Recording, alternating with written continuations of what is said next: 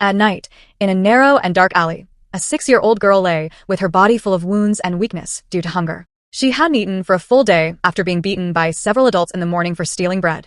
Her body was full of wounds from the kicks of the adults. In a state of despair, the child remembered her past life. She experienced a plane crash and died. When she opened her eyes, she was surprised to find herself transformed back into her childhood self. As she looked around, books were flying everywhere, and she was in a dark room filled with glowing orbs like stars in the universe. The child wondered, "What is this? What are these books?" A novel book shone in front of her, with the title, The End of Eternal Firework. A voice told her from somewhere unknown, "Inside it is the world of a book you read before you died. You will have a new life." The child was silent upon hearing it, and her black hair suddenly slowly changed to pink. The novel book opened, emitting a light that made her soul enter the novel. The child wondered, "That's how I came, but what's my role? Could I be a beggar?" With her weak state, she felt that beggar was the perfect word to describe herself. However, she also had a memory of someone who always scolded her, which made her traumatized. But she couldn't remember who that person was. The child then smelled the aroma of delicious bread and instinctively followed the scent because she was extremely hungry. She saw some fresh bread being sold by a vendor, and her mouth watered due to her hunger. The child planned to steal again. "Previously, I made a mistake. I'll aim for the right time," the child said with sparkling eyes. When the vendor was busy, the child launched her action and quickly took a bread. Success. So easy. With joy, the child was about to eat the bread, but her action didn't go unnoticed by the vendor. The vendor lifted the child with his large hand. "You little scoundrel." The child tried to apologize with a cute attitude in front of the vendor, while saying in a spoiled tone, "Please forgive me." However, the vendor was not affected by the child's attitude and instead hit and threw her onto the street. The child fell hard and felt pain. With a feeling of despair, the child thought, "I failed again." At that moment, a woman reached out her hand and asked with concern, "Are you okay?" The child was fascinated by the woman's beauty and couldn't help but think, "Who is she? She's so beautiful." The woman looked at the child sitting on the street and muttered, "The pink hair resembles this child, the sky blue eyes, not ordinary." The child tried to listen to what the woman was saying, but it confused her. The child thought, "What kind of person is this beautiful woman? She looks like the main character in a novel." The woman smiled at the child and asked in a gentle tone, "Do you want to come with me?" The child felt scared because she was offered to go with the woman and immediately thought, could she be a slave trader? The woman seemed to realize the child's doubts and then said, "I'm not a strange person." To prove her words, the woman pulled out a luxurious watch that looked like a family crest and introduced herself. "My name is Violet Fitz, daughter of Count Fitz." The child felt familiar with the name mentioned and thought, "Violet Fitz? Brown hair, green eyes." I almost don't remember what kind of novel it was. However, when trying to think about it, her stomach growled very loudly, making her give up and collapse. "I'm hungry," the child said in a weak tone, showing that her physical needs were more urgent than questions about the woman's identity. Violet then said, "My house is full of delicious food, like meat and freshly baked cakes. But if you don't want to come, I'll have to eat everything by myself." Hearing Violet's words, the child immediately got up and without hesitation accepted Violet's offer. "I want to go," the child said. Violet glanced at the child and reached out her hand again, and the child reached out confidently. The child thought, "She's so beautiful, she can't be a slave trader." With confidence, the child followed Violet. They then rode horses to go to Violet's house. Upon arriving at the house, a large and intimidating servant was waiting for the child. "Let's start the bath right now." The child was very scared. In the bathroom, the child saw a bathtub full of bubbles and was very fascinated. The servant looked at the child gently and asked, "Do you want to play with bubbles in the bathtub?" The child agreed immediately. After the child bathed, she then wore very beautiful clothes that made her look very cute. The child smiled happily because she loved the clothes she was wearing now. Two servants smiled at the child's behavior and said, "So cute." Hearing the servant's words, the child realized her very childish behavior. The child thought, this is all because of the instincts of a small child. As an adult in her first life, she felt embarrassed because she couldn't control her current childlike instincts. At that moment, one of the servants asked the child, "Now, how about we go eat some delicious food?" The child couldn't restrain herself anymore and hurriedly clung to the servant's hand, saying with enthusiasm, "Eat. I want to eat." The child's instincts took over, and she couldn't control herself anymore. On the table, various delicious dishes were served, and the child immediately enjoyed the food voraciously. "It's very delicious," she said, enjoying every bite. Violet, who sat with her at the dining table, observed the child with a deep gaze, and suddenly she remembered a boy named Adrian, Violet's friend, who looked very similar to the child. "It seems I've just found Adrian's sibling, but didn't his sibling die after birth due to a fire?" To prove her suspicions, Violet planned to conduct a DNA test at the temple, hoping to get a definitive answer about the child's identity. After the child fell asleep after eating, Violet took the opportunity to carefully take a strand of the child's hair. The hair would be an important sample for the DNA test she would conduct later. Violet also planned to take a hair sample from Adrian when they met, so she could compare the two and determine if the child was indeed Adrian's sibling or not. The next morning, the child woke up from her sleep. "You're awake now?" Violet said while rubbing her eyes, having just woken up too. Violet smiled and said, "Good morning." The child felt scared and asked, "Am I your slave now?" Hearing that, Violet burst out laughing and said that slavery was illegal. Violet then hugged the child warmly, trying to calm her down. "You don't have to worry, I won't do that," Violet said, making the child feel more at ease. "Now I have to get ready. Today I'm going to meet my friend Adrian Aston." Hearing the name, the child was surprised and felt that the name was very unfamiliar. Adrian Aston. It seems there's a novel with a similar character name. She tried to recall all the stories and suddenly felt shocked. Pink hair, and living in a beggar's den. Wait, could it be that I'm... The child then fell onto the bed, feeling like the world was collapsing. That's impossible. She couldn't accept the possibility that she might be an important character in the novel. The novel was very exhausting for her. At night, she woke up from her sleep with a feeling of disturbance. She had just had a bad dream that made her feel uncomfortable. "You'll be heading for destruction." "What kind of dream is this?" she thought. "How could it be the novel I know? This must be a misunderstanding." As she tried to distract herself, she saw a pink teddy bear next to her. This bear is somehow very familiar. When she tried to touch the bear, she was shocked to see it move on its own and greet her. "Nice to meet you, kid. Thanks to you hugging me tight and falling asleep, the seal has been broken." She was shocked and remembered a similar bear in the novel she read, where the main female character's magic broke the seal. "No, that's not possible." "What's not possible?" "I am a spirit with special powers." Before the bear could continue, she took the bear and threw it, causing it to roll across the floor. Then, she ran as fast as she could towards the door and shouted, "This isn't right." Violet, who heard her voice from outside, felt surprised and immediately went towards her. "Little one," she called out. She ran towards Violet and hugged her tightly. Violet reciprocated the hug and tried to calm her down gently. "You must have had a bad dream, right? Don't worry, little one. Everything will be okay." With Violet's words and touch, she slowly became calm again. "Wow, this is like magic," she thought with a feeling of relief and comfort, her eyes slowly closing. Not long after, she fell asleep in Violet's arms. Violet then took her to her room and laid her down on the bed carefully. After crying like that, she fell asleep right away. Yeah, she's still a kid, so it's different, Violet thought with a smile. When touching her cheek, Violet couldn't help but feel amazed. How cute! She looks so much like Adrian Aston. Suddenly, the door opened and a servant brought in a letter. "Miss, the DNA test results from the temple are out," the servant said respectfully. Violet opened the letter and read the results carefully. And true enough, the DNA test results confirmed that the child and Adrian Aston were indeed siblings, validating Violet's suspicions. The next day, in the Duke Aston territory, the child sat quietly in the living room of Duke Aston, a prominent family in the Ferdinian Empire and the wealthiest people on the continent. Violet, who was beside the child, smiled and handed her the same pink teddy bear as before. "Little one, this is a gift from me before you leave. Now that you're holding the bear, don't be afraid." The child received the bear with mixed emotions. "This teddy bear, don't tell me I've really entered the novel," the child thought, still speculating about the possibility that she had entered the world of the novel she knew.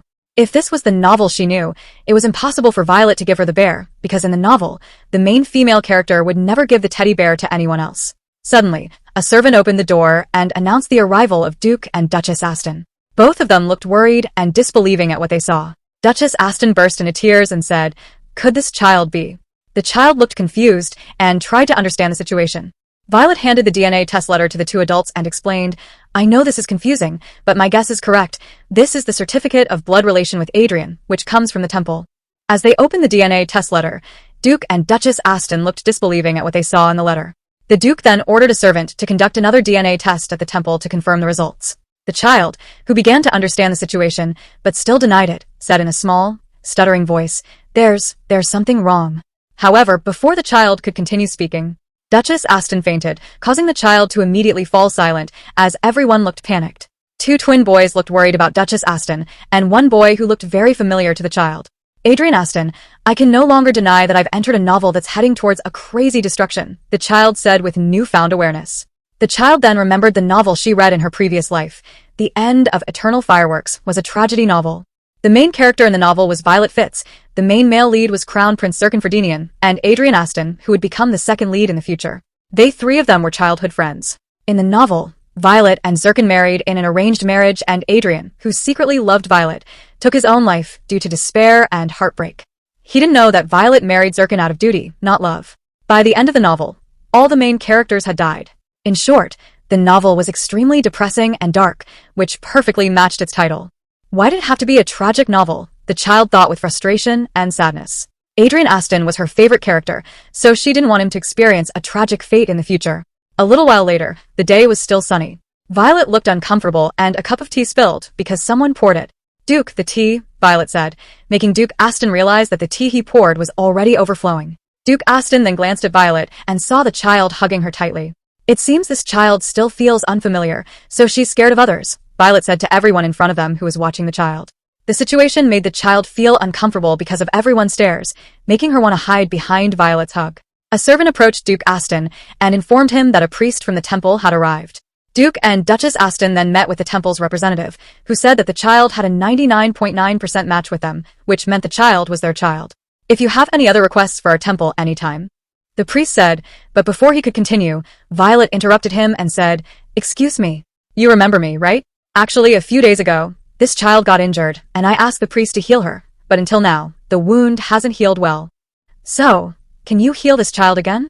The priest replied stutteringly, "The timing isn't right." Before the priest could continue, Duke Aston, who was shocked by Violet's words, said, "What? Injured? What does that mean?" The Duchess also looked very anxious and asked, "Where? How severe?" Violet then smiled at the priest and said, "You heard that, priest? Healing. I hope this time you do it correctly." The priest remained silent because he saw Duke and Duchess Aston looking very worried about the child.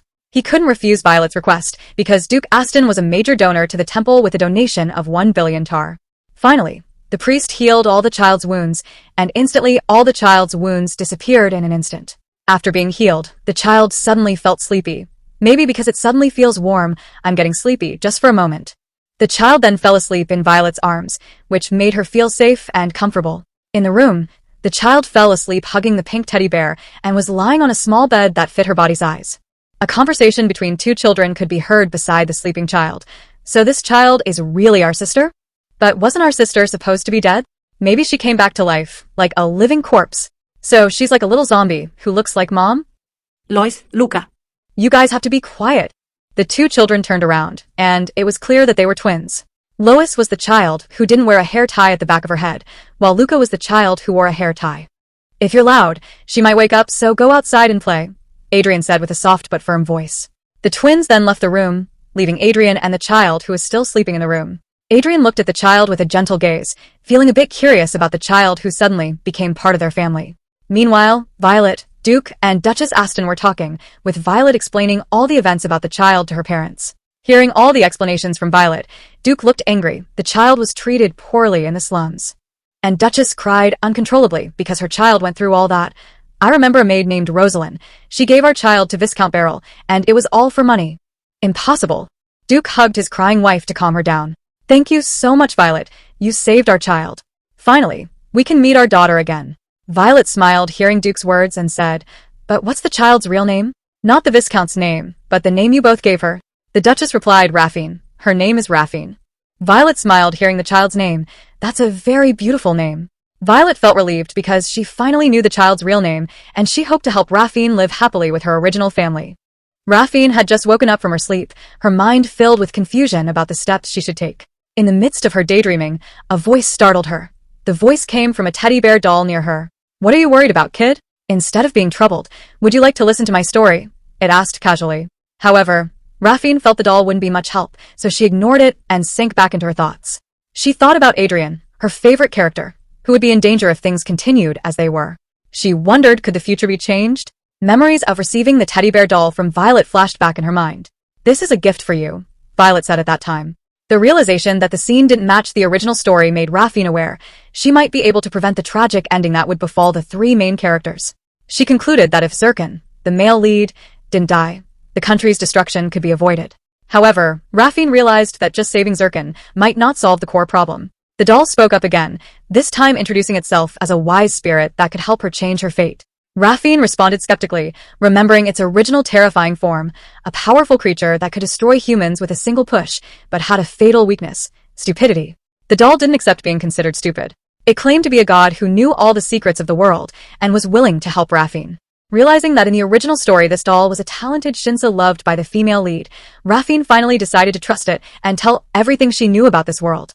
In their further conversation, the doll muttered, "A created world. In other words, you might just be a character in a story." Rafine was surprised and asked, "Can the future be changed?" The doll nodded. It suggested that Zircon marry someone else so Adrian wouldn't be heartbroken. However, Rafine reminded that Zircon was still a child. The doll then suggested early engagement as an alternative. Rafine hugged the doll and asked who Zircon would marry. The doll replied that since Rafine wanted to change the future, it would be easier if she herself married Zircon. However, Rafine remembered that after his mother's death, Zircon became an obsessive and toxic person, which ultimately led to Violet's death. The doll suggested that they prevent the mother's death so that Zircon wouldn't become emotionally disturbed. But how could they? Even the priests couldn't cure the mother's illness. The doll laughed and revealed that there was a legendary artifact that could cure any disease, and it knew where it was located. Hope began to grow in Rafine's heart. She remembered Violet's warm and loving personality again. She felt that she couldn't let the story end sadly. Rafine declared her determination to live this life again, change the story's ending, and ensure Violet and Adrian were together. The doll suddenly commented that Rafine's facial expression looked terrifying. Rafine chuckled and replied that the people she loved had to be happy. After everything was done, she would leave. The doll called the plan perfect, and when asked its name, it introduced itself as Alexandra Rubius for Dina Caloni. Rafine frowned and chose to stick with calling it doll. Suddenly, the door opened. Rafine quickly pretended to sleep. The doll communicated telepathically that Duke Aston, his wife, and Adrian had arrived. Rafine grumbled inwardly because the doll was still noisy. Duke Aston stroked Rafine's head and expressed deep regret over his past, blaming himself. The Duchess calmed him down, assuring that Rafine would adjust. The Duke's touch felt warm on Rafine's head. Soon, Adrian thanked Violet, who replied lightly that there was no need to thank each other among friends. However, when Violet said goodbye, Rafine felt surprised and afraid of being left behind. She immediately got out of bed, hugged Violet tightly while crying, and begged Violet not to leave her. Rafine felt embarrassed because she couldn't control her emotions, blaming her small body that was easily ignited. Then they all sat down in the dining room. Rafine ate heartily and praised the food that was served. In her heart, she felt that everything now belonged to her. Violet encouraged her to eat more, treating her gently. To Rafine, Violet felt like an angel. The Duchess noticed Rafine's appetite and concluded that the little girl must have lived in poverty. The Duke then ordered the head butler to investigate Rafine's life while living in the Viscount Barrel's house. While bathing, Rafine reflected, wondering why Violet could be so perfect. Violet even helped her bathe and dry her hair. Afterwards, Violet said that this place was now Rafine's home, and they were her family. The word family reminded Rafine of her past filled with violence and pressure. She had been threatened due to debt, forced to earn money in a week, until she eventually died in an accident while fleeing. She still felt like a stranger in her new life and didn't deserve love. But when Adrian came and called himself her brother, thanking her for coming back, those words touched Rafine's heart. That night, the Duchess slept with Rafine. In her arms, Rafine felt like she was being hugged by a mother, something she hadn't felt in a long time. Alexander said that the Duchess would surely be happy if called mother. When asked if he wasn't sleeping, Alexander responded that he would certainly sleep, and reminded that his name wasn't Teddy Bear. A week had passed. The family relationship began to warm up. The Duchess no longer cried every time she saw Rafine, and Rafine felt more at ease. One morning, Duke Aston said that he would hug Rafine that day. Rafine was surprised and dropped her lollipop, then hugged the Duchess and nervously said she wanted to go with Violet. The Duke froze. The Duchess felt sorry, then asked her husband to step back. The Duke left with a heavy heart. In Violet's arms, Rafine felt a little calmer. She realized that Violet had been with her for a whole week. Even so, she was still afraid of adult men. The trauma from her past made it hard for her to accept the Duke's presence. She tried to calm herself down and said she shouldn't act like a little child. But deep down, the fear still lingered. Adrian invited her to have snacks together. Rafine welcomed the invitation enthusiastically, inviting Adrian and Violet to eat in the garden. Both agreed happily. Meanwhile, Duke Aston reflected on Rafine's fear of adult men. He suspected that the past trauma still lingered. With burning anger, he vowed to destroy Viscount Beryl, the man believed to be the cause of Rafine's wounds. In the garden, the snacks had been prepared. Violet fed Adrian gently, and Rafine watched them from a distance. The scene felt like a warm and loving film clip. Alexander suddenly spoke up, wondering about Zircon and his contract marriage. She explained that pressure from conservatives and threats from the second prince made Zircon choose a political alliance with his friend, Violet. There was no love in that marriage, just interests. However, it was only after Adrian's death that Violet realized her feelings. Rafine called it all a strange fate. Alexander suggested that Rafine get engaged early to avoid a contract marriage. Although she agreed, Rafine doubted whether anyone would listen to a little kid like her. Alexander laughed, calling her little kid, which annoyed Rafine. Alexander then suggested that Rafine make a promise with Sirkin early on, so that he would remember her when he grew up. Rafine was impressed by her doll's intelligence. Previously, she thought Alexander was just strong but stupid. Now, she acknowledged his greatness. Suddenly, Adrian called Rafine and fed her cake while saying, "Ah." Rafine felt she had to eat it because her favorite character was feeding her. She laughed and opened her mouth. But Lois and Luca suddenly appeared and, with a mocking tone, questioned whether the small cake was enough for Rafine's so-called big mouth. Not stopping there, they went even further by teasingly offering to feed her as well. Rafine actually just wanted to enjoy that sweet moment with Adrian and secretly hoped the twins would leave soon. However, Lois eagerly insisted on being the first to feed her, while Luca interrupted, mischievously asking whose cake Lane actually wanted to eat. Rafine looked at both cakes with great interest. The sweet temptation of both made it impossible for her to choose. And unstoppable excitement, she firmly answered that she wanted both. The Duchess watched the moment from a distance with a gentle smile. The next day, Violet spoke to the Duke and Duchess about her intention to go home. The Duchess offered for her to stay longer, but Violet politely declined, mentioning that time with family was good for Rafine. They expressed their gratitude, although they felt unsure how to repay Violet's kindness. However, Rafine still refused to let Violet leave. She hugged her tightly and said she couldn't go. Violet reciprocated the hug and reassured her that everything would be fine. The Duchess added that Rafine was now part of their family and didn't need to be afraid anymore. The word family warmed Rafine's heart. After calming down, Rafine allowed Violet to go home on the condition that she had to come back tomorrow. Violet nodded while saying, "Of course, I'll definitely come." Rafine felt comforted and protected by that promise. She then whispered something to Adrian, to escort Violet home and not let her go alone. Rafine hoped they could be together even if just for a moment, so they could understand each other's feelings. Adrian then told his parents that he would escort Violet and would return after that. After dinner, Rafine and the Duchess were in the room. The Duchess explained that Rafine would sleep with her in the living room until the weekend, because Rafine's personal room was still under renovation. When Rafine asked if the room was really hers, the Duchess nodded gently and added that for the time being, she would also sleep with Rafine there. Initially, Rafine felt worried about being a bother. However, the warmth and comfort of hugging the Duchess dispelled her worries. She enjoyed the gentle scent of the woman and felt happy to have someone so gentle by her side at night. In her heart, Rafine wanted to call her mother, but hesitated. She was afraid that the Duchess wouldn't like it, so she eventually gave up on the idea. She just hugged the woman happily, letting the warmth fill her chest. A gentle knock at the door broke the atmosphere. It turned out Adrian came and asked if he could play with Rafine before bed. The Duchess welcomed him with a warm smile and said that he didn't need to ask permission for such things. Rafine felt relieved. She was grateful that it wasn't Duke Aston who came. Fear of adult men still lingered within her. Alexander, the living doll, teased her fear and called Rafine a little kid. Rafine retorted irritably that even adults could feel fear. Adrian then handed Rafine a rattle toy. She accepted it while expressing her thanks, although she wondered if this family truly considered her a baby. Soon after, Lois offered to play with dolls, while Luca suggested reading a fairy tale. Rafine felt awkward with the offers, but tried to remain polite. She then asked Adrian about Violet's news. Adrian replied that Violet had arrived home safely, then asked if Rafine liked her that much. Rafine nodded with a bright smile and answered, yes, although she secretly began to think about Adrian's feelings towards Violet. Rafine knew that Adrian had liked Violet since childhood, but never got to express his feelings until the end of his life. Rafine felt sorry and vowed to make Adrian happy this time. With innocence, Rafine explained that she liked Violet because of her warmth, pleasant scent, soft voice, and because she often gave her delicious food. She hoped Violet could stay with them. Upon hearing this, Adrian immediately suggested that they take Violet for a walk tomorrow afternoon. Rafine paused, realizing that Adrian was still only 10 years old. It was natural that he didn't understand many things. Without hesitation, Rafine bluntly expressed her hope. She wanted Adrian and Violet to get married. The Duchess was shocked to hear it, and Adrian's face turned red as he exclaimed, Rafine. Rafine giggled seeing Adrian's reaction. She realized that the boy was still so innocent. Adrian then told his mother that Rafine called him brother. Rafine was surprised. She thought Adrian blushed because of Violet, but it turned out it was because of her. The Duchess was also touched and mentioned that she clearly heard Rafine call Adrian by that title. Proudly, Adrian asserted, that's right, Rafine. I'm your brother, Adrian. Rafine understood that Adrian really wanted that acknowledgement from her. Alexander, the doll, interrupted with a cautious tone, warning Rafine not to get too hopeful. Rafine nodded, acknowledging that her wish might be too much to fulfill.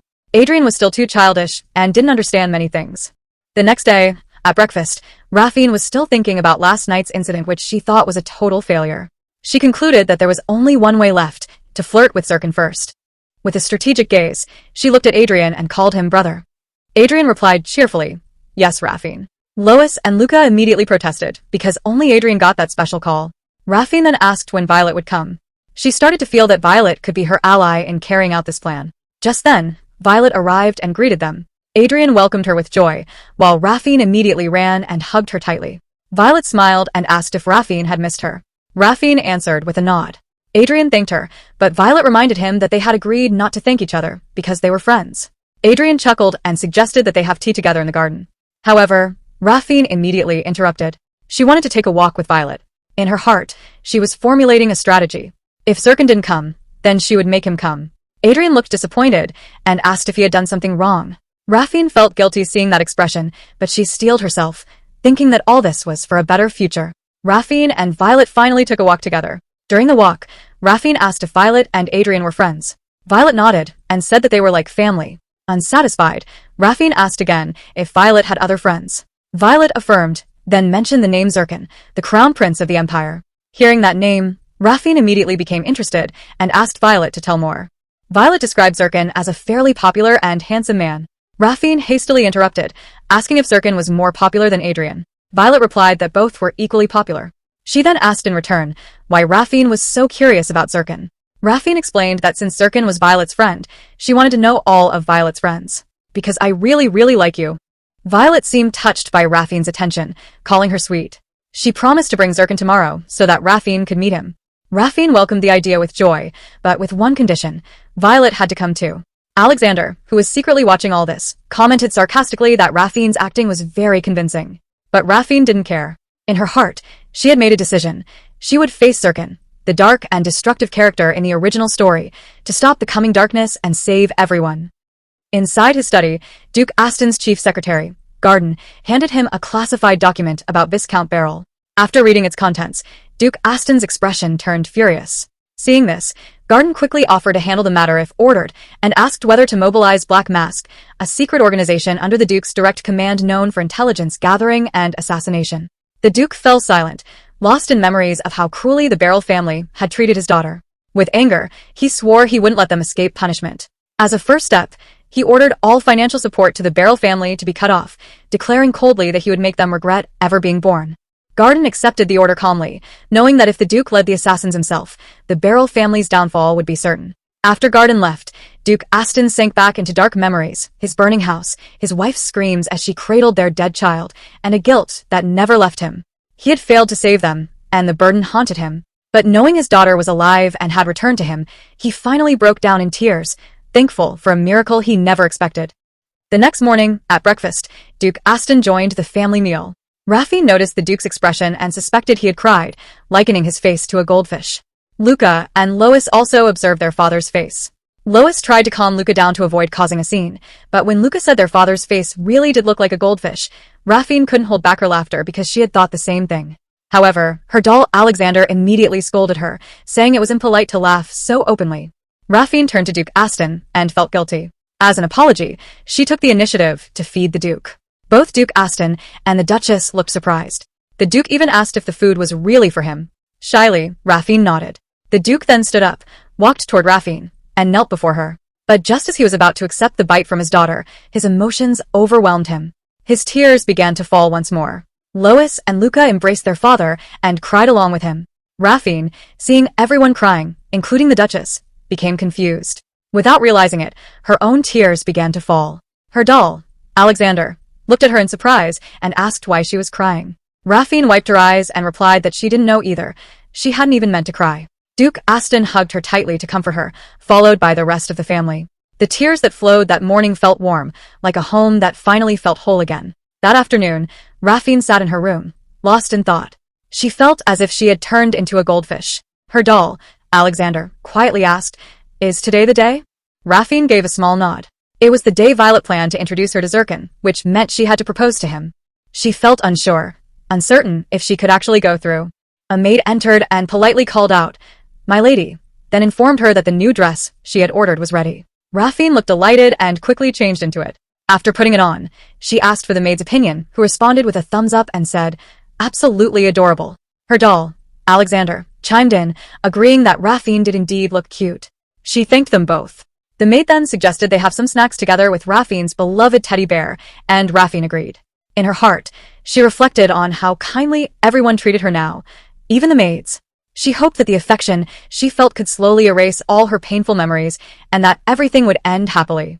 While they were enjoying their snacks, Duke Aston joined them. Rafine suddenly felt tense. She recalled that this kind of warmth had only begun to appear after that day.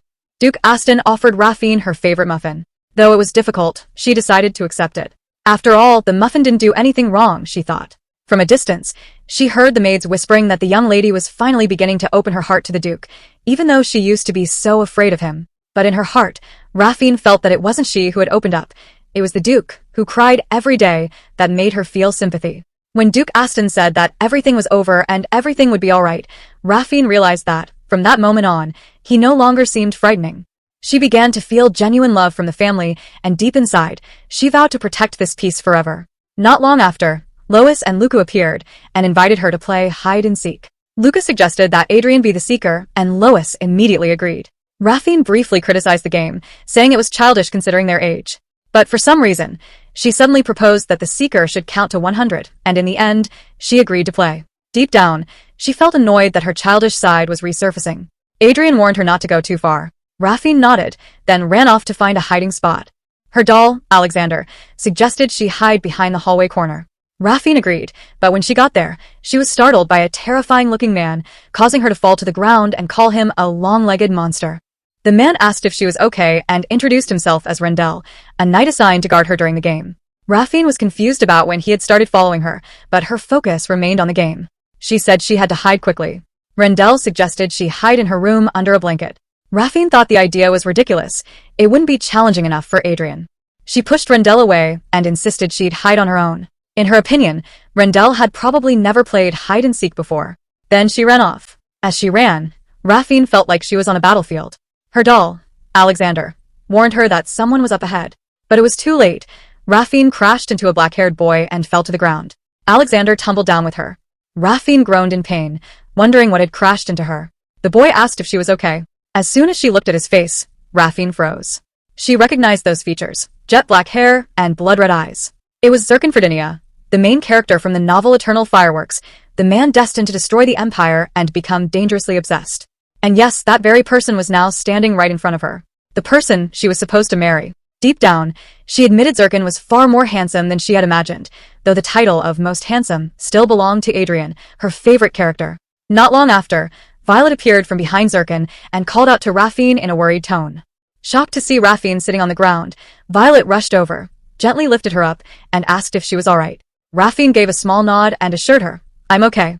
After confirming she was unharmed, Violet introduced Zircon to Rafine as a close friend of hers, and also a friend of Adrian's. Calmly, she added that Zircon was no ordinary person. He was the crown prince of the kingdom. Zircon greeted her kindly. "Hello, so you're Adrian's little sister?" Rafine felt nervous and didn't know what to say. Her doll, Alexander, whispered to her, reminding her that this was the perfect moment to propose. Rafine was shocked. This felt far too sudden. But Alexander insisted, "That's what makes it a true proposal. Don't hesitate. Believe in yourself." Moved by those words, Rafine gathered her courage. She grabbed Zircon's sleeve and boldly declared, "Marry me, Zircon." Zircon fell silent, stunned by the unexpected proposal.